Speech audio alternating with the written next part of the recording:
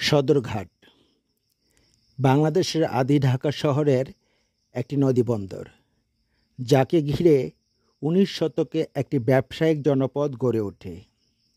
এই নদীবন্দরটি বুড়িগঙ্গা নদীর তীরে অবস্থিত এবং দেশের দক্ষিণ অঞ্চলের জেলাগুলোর সাথে নৌপথে যোগাযোগের প্রধান কেন্দ্র। ঢাকার সদরঘাট লঞ্চ টার্মিনাল থেকে সর্বমোট ৪৫টি রুটে নৌযান চলাচল করে।